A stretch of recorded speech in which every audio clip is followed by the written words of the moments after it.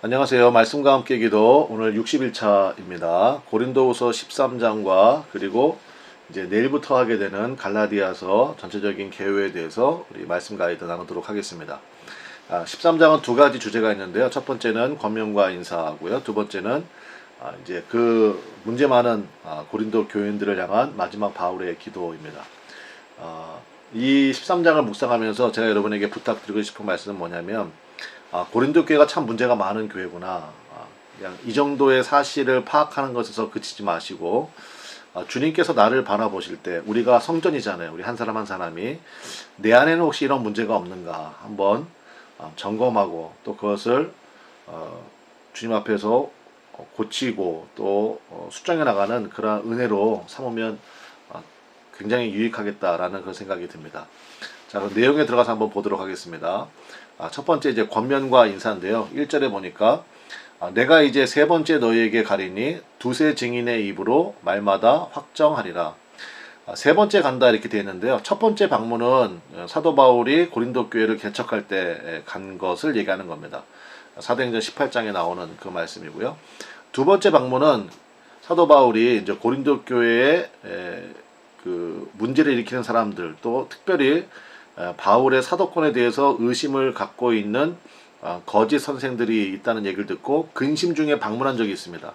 그게 고린도후서 2장 1절에 나오는데 바로 그 두 번째 방문입니다. 거기서 아마 사도 바울은 굉장히 충격을 받았을 것이다 이런 생각이 좀 듭니다. 그리고 이제 세 번째 너에게 곧 가겠다 이제 그 얘기를 이제 마지막 서신에서 이제 이야기 편지에서 얘기를 하고 있는 겁니다. 2절에 보니까 내가 이미 말하였거니와 지금 떠나 있으나 두 번째 대면하였을 때와 같이 전에 죄 지은 자들과 그 남은 모든 사람에게 미리 말하노니 내가 다시 가면 용서하지 아니하리라.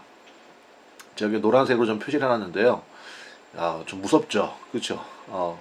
그때 그러니까 두 번째 대면했을 때와 같이 똑같은 모습이라면 내가 미리 얘기하겠는데 절대로 용서하지 않겠다. 야, 목사님이 절대로 용서하지 않겠다 이렇게 말하면 이게 참 상당히 좀 부담이 되잖아요. 근데 그 의도가 뭐겠습니까? 미리 말한다 이렇게 말하고 있잖아요. 그게 뭐냐? 회개할 기회를 주고자 함이다라는 것입니다. 그래서 그 10절에 보면 이런 말씀이 있습니다. 주께서 너희를 넘어뜨리려 하지 않고 세우려 하여 내게 주신 그 권한을 따라 엄하지 않게 하려 함이라. 그러니까 목적은 뭐예요? 여러분들을 다시 예수님 안에서 새롭게 세우기를 원합니다.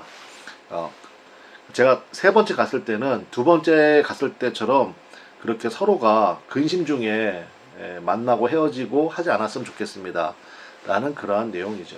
그래서 그러니까 예방 차원에서 정비 차원에서 미리 이렇게 권면을 한다. 우리가 그렇게 이해할 수가 있겠습니다.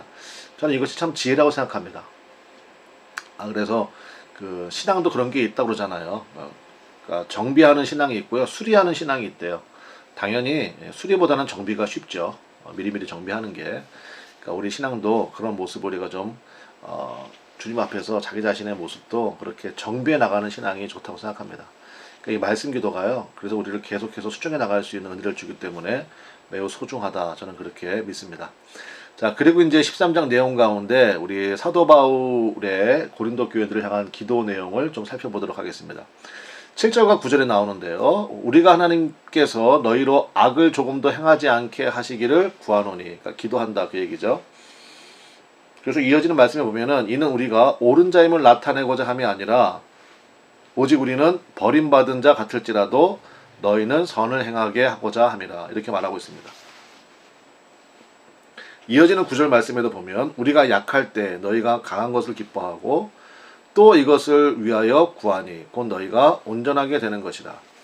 그러니까 7절과 9절에 내가 여러분들을 위해서 기도합니다 라고 하면서 하는 내용들을 정리를 해보면 두 가지인데요. 첫 번째는 여러분이 선을 행하는 자 되기를 기도합니다 라는 거고, 그러니까 악에서 좀 멀리 떠나 있어서 이제 악은 조금 더 행하지 않고 선을 행하는 자 되기를 기도합니다 라는 거고, 두 번째는 온전하게 되길 기도합니다 이렇게 말하고 있습니다.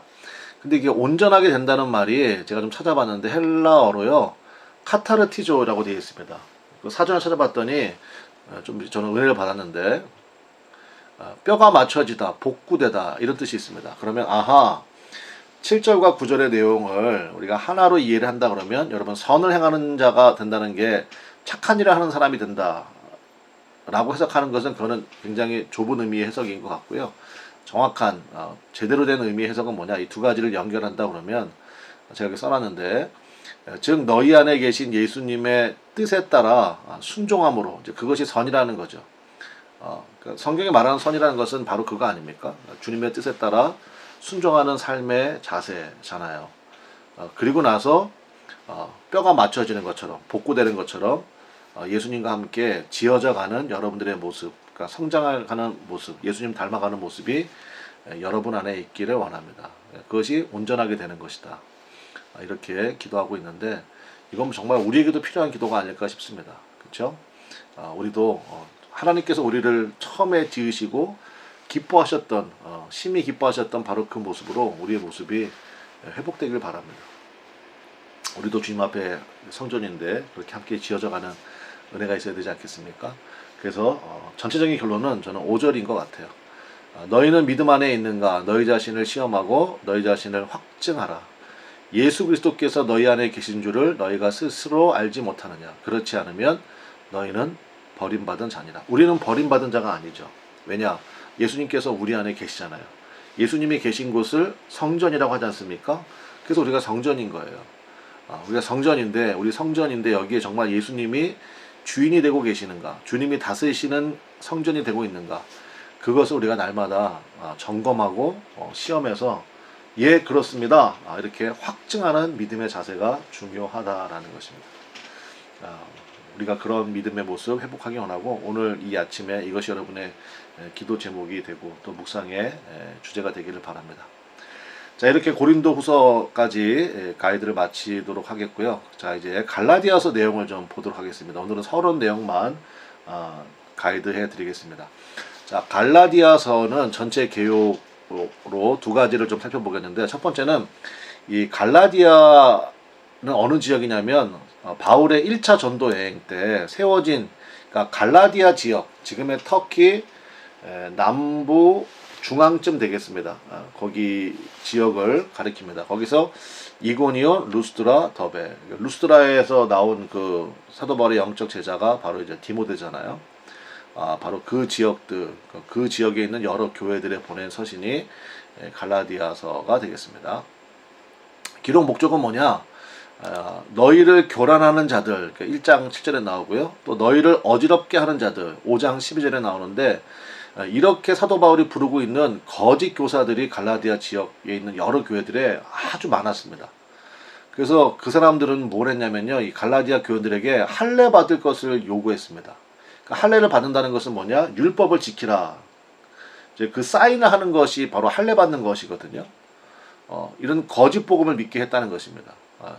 그러니까 바울 입장에서 이것은 복음의 핵심을 무너뜨리는 것이고, 그래서 이제 사도 바울이 정확하게 얘기합니다. 구원은 율법에 대한 순종이 아니라 우리가 지킬 수도 없는 율법에 대해 또 너희가 얽매이겠느냐, 그게 아니라 예수님께서 율법에 순종하게 하려고 우리를 대신해서 십자가에서 피 흘려 죽으신 것이 아니다. 그게 뭡니까? 오직 믿음으로 말미암는 칭의, 그러니까 믿음으로 말미암는 의롭다 하심을 얻게 됨. 이거를 이제 이신칭이 이렇게 부릅니다. 그것을 받게 됨을 확실하게 하기 위해서 보낸 서신이 바로 갈라디아서다라는 것입니다. 그래서 주제는 세 가지 정도 보겠는데, 첫 번째, 복음을 설명함에 있어서 갈라디아서에 보면요, 참된 복음 대 거짓된 복음, 또 믿음 대 행위, 또 율법 대 은혜, 자유 대 율법주의, 아들의 신분 대 종의 신분, 또 성령의 열매 대 육체의 소욕 등 이런 주제를 놓고요, 대조하는 방식으로 이렇게 편지 내용이 기록되어 있습니다. 두 번째, 다른 서신들과 달리, 그러니까 서신은 편지란 얘기잖아요. 편지는 원래 처음에 인사말이 있잖아요. 또 감사하는 내용도 있고.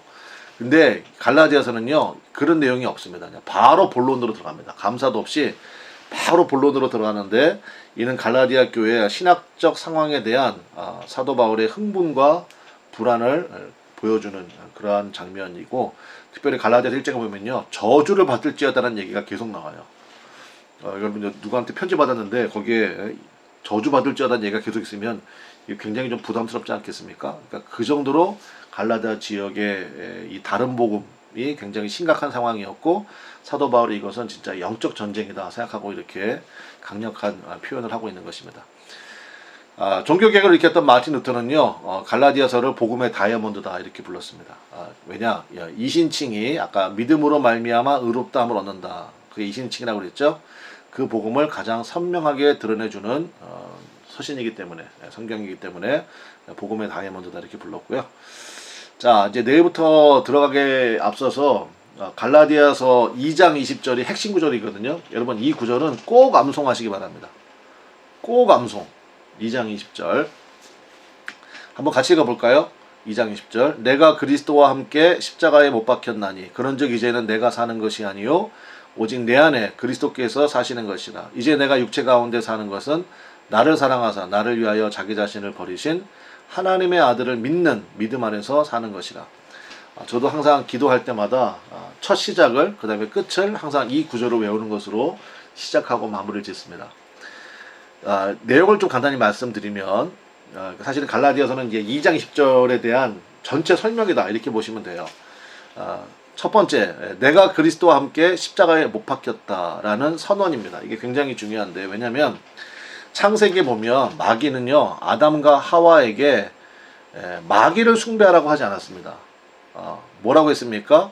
이 선악과를 먹고 네가 하나님 되라고 했습니다. 즉 우상 숭배는요 결국은 뭐냐, 자기 숭배입니다. 우리가 우상 숭배 그러면 무슨 뭐 다른 종교의 신들을 섬기는 걸 우상 숭배라고 생각하는데, 사실 그것도요 본질을 들어가 보면 결국은 자기 숭배거든요. 그러니까 우상 숭배는 자기 숭배입니다. 그러니까 자기가 주인 되는 거, 이게 바로 우상 숭배예요. 그러니까 우리가 흔히 얘기하는 대로 내 인생은 나의 것, 이게 우상 숭배입니다.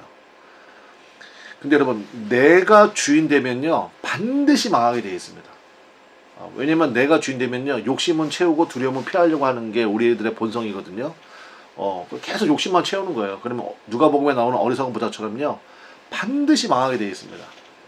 그러니까 바로 이 옛사람의, 이걸 이제 옛사람이라고 부르는데, 그러니까 아담의 선악과 먹었잖아요, 하와도.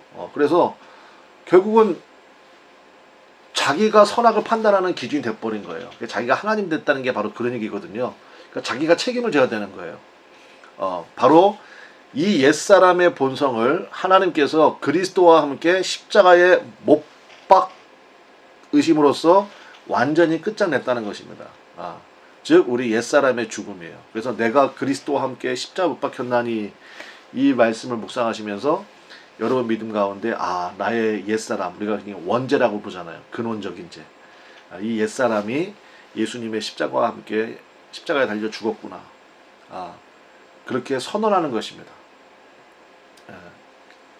첫 번째 포인트가 이거고요. 두 번째는 나의 옛사람이 죽었잖아요. 그러니까 우리가 이제 뭐라고 얘기할 수 있습니까? 이제는 내가 사는 것이 아니요. 이제는 내가 사는 것이 아닙니다. 그러니까 나의 옛사람 죽었어요. 그래서 여러분 십자가가 있어야 부활이 있잖아요. 그러니까 부활은 죽음을 전제로 하는 거 아닙니까? 마찬가지입니다. 그래서 예수님이 부활하심으로 말미암아 이제는 내가 사는 것이 아니요. 나의 옛사람은 죽었잖아요. 죽고 끝이냐? 그게 아니고요. 예수님이 부활하실 때 나도 함께 부활한 겁니다. 뭐로요? 새 사람으로. 그래서 이제는 내가, 옛 본성에 내가 사는 게 아니고 3절 오직 내 안에 그리스도께서 사시는 것이다. 그러니까 내 안에 계시는 그분을 완벽히 신뢰할 수 있는 근거가 뭐냐? 여기 말씀에 있는 것처럼 나를 위하여 자기 자신을 버리시기까지 하시는 사랑으로 나와 함께 하시기 때문에, 그래서 우리는 내 안에 계신 예수님을 완벽히 신뢰할 수 있습니다. 근데 또 그분은 능력도 많으세요. 우리는 바로 그 믿음 안에서 살아가는 것입니다. 이것이 복음이에요. 그러니까 이 복음을 떠나서 뭐 또 율법을 지켜야 된다, 뭐 할례를 받아야 된다, 다시 옛 구약으로 돌아가려고 하는 갈라디아 교인들을 볼 때 사도 바울이 흥분하지 않을 수가 없었던 것이죠. 그래서 우리 핵심 구절인 갈라디아서 2장 20절 했고, 이 구절을 여러분 꼭 기억하시고 갈라디아서 내내 이 말씀을 묵상하고 나가는 은혜가 있기를 바랍니다. 다시 한번 읽어보고 마치겠습니다. 내가 그리스도와 함께 십자가에 못 박혔나니 그런즉 이제는 내가 사는 것이 아니요 오직 내 안에 그리스도께서 사시는 것이라. 이제 내가 육체 가운데 사는 것은 나를 사랑하사 나를 위하여 자기 자신을 버리신 하나님의 아들을 믿는 믿음 안에서 사는 것이라. 아멘. 내일 뵙도록 하겠습니다. 감사합니다.